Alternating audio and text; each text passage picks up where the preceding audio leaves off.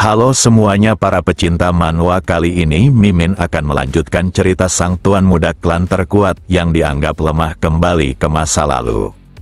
Cerita sebelumnya diperlihatkan Theo yang telah melakukan hal mengerikan dalam memenuhi undangan pesta para anak-anak klan elit. Tindakannya itu memicu kesempatan kepada Istana Camellia untuk mengadilinya. Berita penangkapan itu telah terdengar oleh ibunya hingga membuatnya sangat syok. Dia bahkan tersungkur saat mendengar putranya akan diadili dalam pengadilan.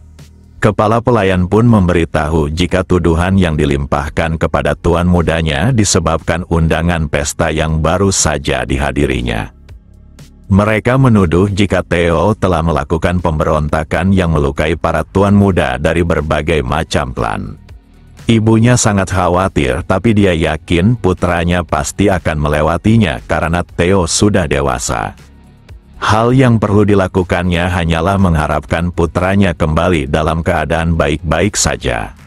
Di sisi lain, Theo dikawal dengan sangat ketat oleh para penjaga untuk mencegahnya melakukan tindakan yang tidak perlu. Theo sangat mengetahui tempat ini dan bahkan sebelum regresi dia jarang mendatangi tempat pengadilan ini. Dia juga yakin jika pihak Istana Camellia pastinya mencoba memanfaatkan tindakannya dalam pesta untuk menyingkirkannya.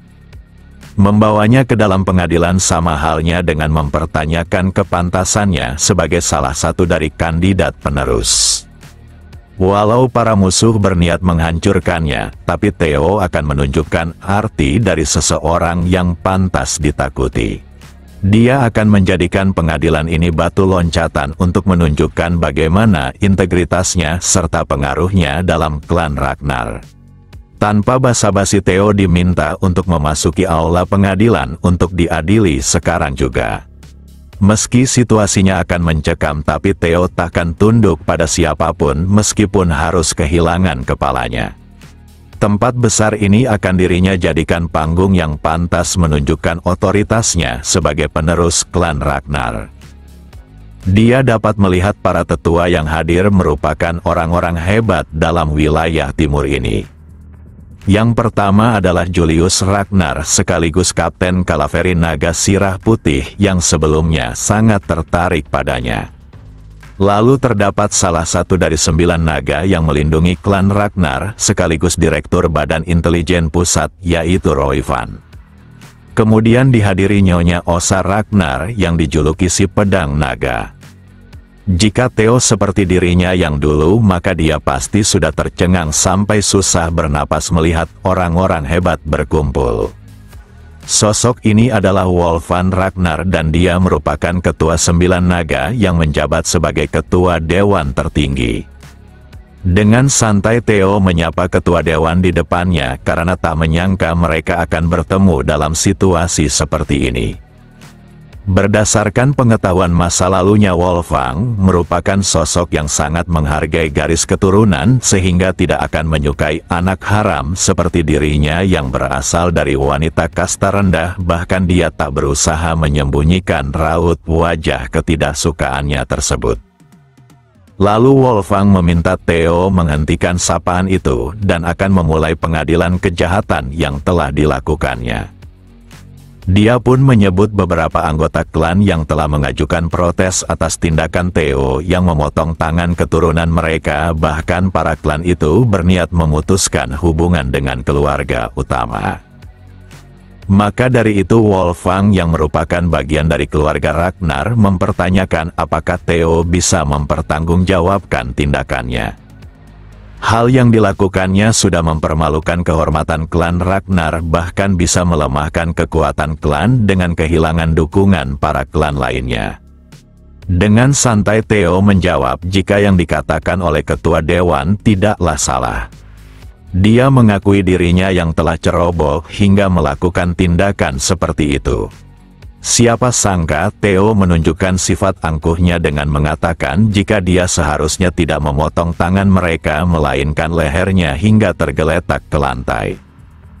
Ucapan itu mengejutkan semua para petinggi karena jawaban tersebut benar-benar sudah di luar bayangan mereka. Sambil membentangkan kedua tangannya, Theo mengingatkan jika semua yang ada di wilayah ini adalah orang-orang yang tunduk pada klan Ragnar dan Sang Lord yang terhormat menganugerahi mereka dengan tanah serta otoritas, dan mereka hanya perlu menawarkan loyalitas sekaligus bentuk jalan seorang kesatria.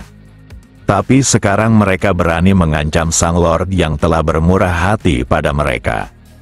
Jika Theo mengetahui mereka akan kurang ajar seperti ini dengan melakukan ancaman kepada Sang Lord untuk memisahkan diri, maka Theo akan memotong leher mereka demi melindungi kehormatan klan Ragnar sekaligus menegakkan prinsip seorang kesatria.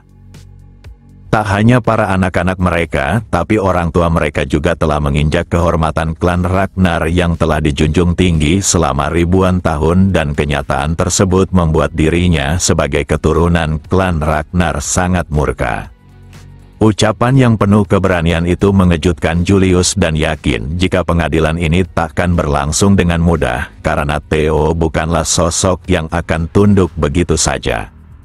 Lalu Osa sang pedang naga menyela dan mengerti maksud yang coba diungkapkan oleh Theo, tapi semuanya tidaklah sesederhana itu. Meskipun klan Ragnar kuat, tapi tetap saja titik ini takkan tercapai jika klan ini tidak mendengarkan suara para pengikut dan kesatria yang ada. Semua itu dikarenakan seseorang tidak bisa memerintah dunia ini dengan cara tirani dan bertahan lama. Nyonya Osa merupakan istri pertama pemimpin klan sekaligus pedang terbaik di utara, dan untungnya Theo tidak merasakan niat permusuhan dalam diri wanita itu untuknya. Tapi bukan berarti Theo takkan memperhitungkannya dalam pembalasan dendamnya, karena saat istana Camellia dihancurkan tak ada seorang pun yang datang memberikan bantuan. Lalu Osa meminta pengertian Theo karena dia tetap akan menerima hukuman atas tindakannya, dan Theo penasaran terhadap hukuman tersebut. Wolfgang memberitahu jika Theo harus menjalani 3 bulan masa percobaan dengan mengisolasi dirinya. Namun Theo sedikit keberatan karena upacara kebangkitan akan dilakukan 2 bulan lagi. Keberanian Theo yang beradu ucapan dengan para anggota dewan membuat Wolfgang marah padanya, dan Osa lanjut memberitahu jika Theo bisa mengikuti upacara kebangkitan di tahun berikutnya bersama ke-15 anak yang dilukainya. Di sisi lain, Roy Van tersenyum karena dia sejak awal berniat untuk memberikan hukuman yang lebih berat, tapi pengaruh Julius mengubah keputusan tersebut. Hanya Julius seorang diri yang keberatan atas hukuman awal, tapi dirinya tak bisa berbuat banyak dengan hanya mengurangi masa hukumannya. Akan tetapi hal ini tetaplah merupakan kemenangan bagi Roy Van, karena seorang pewaris yang terlambat mengikuti tes upacara kebangkitan sama saja sebuah aib dalam keluarga. Dengan Istana Ros yang memiliki aib tersebut, maka Istana Camellia memiliki alasan yang cukup untuk mengambil alih. Jika Theo mencoba mengajukan banding, maka para anggota dewan bisa menghabisinya, tapi Roy Van merasa Theo tidak akan sedungu itu. Akan tetapi perkiraannya telah meleset di mana Theo tanpa pikir panjang mengajukan banding. Bantahan yang penuh keberanian itu membuat semua orang terkejut akan hal yang tak pernah mereka dengar selama dalam pengadilan.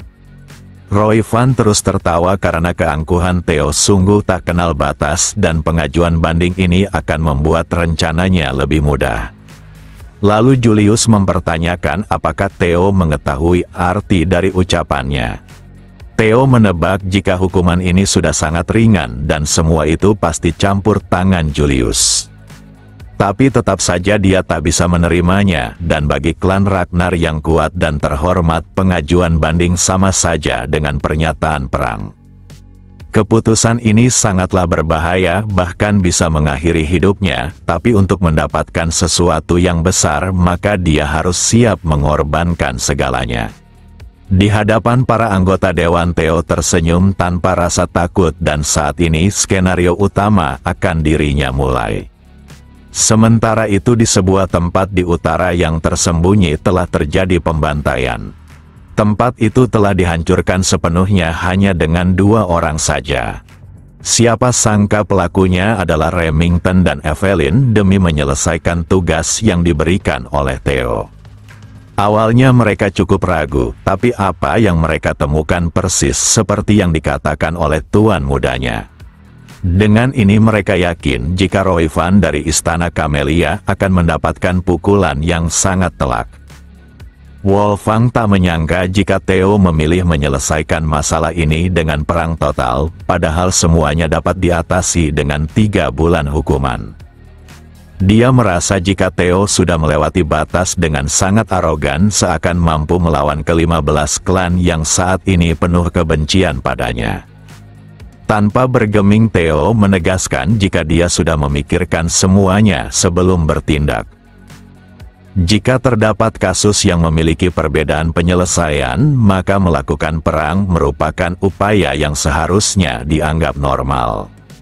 Julius sangat penasaran kenapa Theo mengambil keputusan ini padahal kekalahannya sudah dipastikan. Baik Julius dan Evelyn memiliki hubungan yang cukup intens belakangan ini dengan Theo, tapi mereka takkan mewakilinya dalam perang itu. Lalu Theo mengatakan jika dirinya bisa memilih wakilnya untuk perang di minggu depan berdasarkan aturan yang ada. Ketua Dewan yang mendengar itu dapat menebak isi pikiran milik Theo, di mana dia mencoba menjadikan Julius maupun Evelyn sebagai perwakilannya, tapi kedua orang itu seharusnya takkan mau ikut campur dalam masalah seperti ini dengan melindungi seseorang yang tak berguna. Roy Van terus saja tersenyum karena Julius dan Evelyn pasti takkan mau mewakilinya dan dia akan terpaksa maju seorang diri. Lalu Roy Van akan mengirim Action sebagai perwakilannya dan menghabisinya dalam arena. Di saat yang sama seseorang berjalan masuk ke aula hingga menciptakan tekanan yang begitu kuat. Sosok itu tak menyangka jika putranya ternyata cukup cerdik, bahkan bukanlah seorang pendiam yang seperti dirumorkan. Sosok ini adalah Kyle Ragnar sekaligus pemimpin klan Ragnar saat ini. Dia dapat melihat jika putranya banyak berubah sejak terakhir kali melihatnya. Seketika para ketua dewan meninggalkan tempatnya dan memberikan penghormatannya secara langsung. Di sela itu sistem mulai merespon dengan memberikan tantangan, di mana Theo harus merebut Istana Camellia dan mengungkap rahasia di dalamnya. Jika memikirkan apa yang dilihatnya dari Istana Camellia, maka Theo merasa cahaya biru itu merupakan rahasia yang dimaksud sistem. Meski ada sesuatu di sana, tapi dia berada dalam posisi untuk memikirkannya. Saat ini dia perlu mengurus masalah yang ada di hadapannya. Tak hanya itu, variabel yang tidak diduganya tiba, yaitu kedatangan ayahnya sendiri. Sang Lord telah mendengar situasi yang dihadapi putranya dan dia tampaknya sangat kesulitan, bahkan dengan berani mengajukan banding. Dia yakin jika Theo pasti akan kesulitan untuk bertarung secara langsung dan dia penasaran siapa yang akan mewakilinya. Pertanyaan itu membuat Theo yakin jika Sang Lord sedang mencoba mengujinya. Di sisi lain, Roy Van tak menduga Sang Lord akan datang dan dia menyempatkan waktunya untuk hal seperti ini, menunjukkan ketertarikannya pada Theo. Lalu Theo mengungkapkan jika dirinya tidak akan memilih perwakilan dan berniat bertarung sendiri untuk meraih kebenarannya. Sang Lord merasa ucapan itu sangat angkuh dan dia pasti akan kalah. Hanya saja Theo malah menatap tajam dan takkan mengetahui hasilnya sebelum mencobanya. Meski dia dipaksa bertekuk lutut, dirinya takkan sudi menundukkan kepalanya secara sukarela. Pernyataan itu membuat Sang Lord tertawa dan menanyakan apakah semuanya mendengar ucapan putranya yang menarik itu. Hal yang ditakutkan Roy Van mulai terjadi di mana Sang Lord menunjukkan ketertarikannya kepada Theo. Di sisi lain, Julius tersenyum disebabkan takjub pada tekad tuan mudanya. Sang Lord memuji keberanian putranya karena seorang kesatria dari klan Ragnar sudah seharusnya tidak tunduk pada siapapun. Theo tersenyum karena sejak awal pengajuan bandingnya hanyalah umpan. Dia telah meminta Remington untuk mendapatkan korupsi serta konspirasi Istana Camellia demi menghindari perang. Jika berhasil mendapatkannya, maka dia bisa menang tanpa bertarung. Lalu Sang Lord mengatakan hal yang mengejutkan di mana dia akan menguji sendiri putranya. Jika Theo bisa menahan satu serangannya tanpa kehilangan nyawanya, maka dia akan membebaskannya dari semua tuduhan. Di saat yang sama Roivan menyela karena hal itu terlalu berlebihan. Menguji serangannya berarti Sang Lord sudah mengakui Theo sebagai lawannya yang cukup pantas. Jika berhasil selamat, maka Theo akan menjadi putra yang telah disetujui oleh pemimpin klan sekaligus lebih menonjol dari Akshen. Walau secara normal Theo akan mati oleh serangan itu, tapi untuk berjaga-jaga maka dia harus menghentikannya. Lalu Sang Lord menatap tajam sambil mengancam akan menghabisinya jika berani mempertanyakan keputusannya. Theo yang merasa situasi ini sangat mendesak dan dia tampak akan sangat dirugikan, maka dia meminta sebuah balasan jika berhasil bertahan.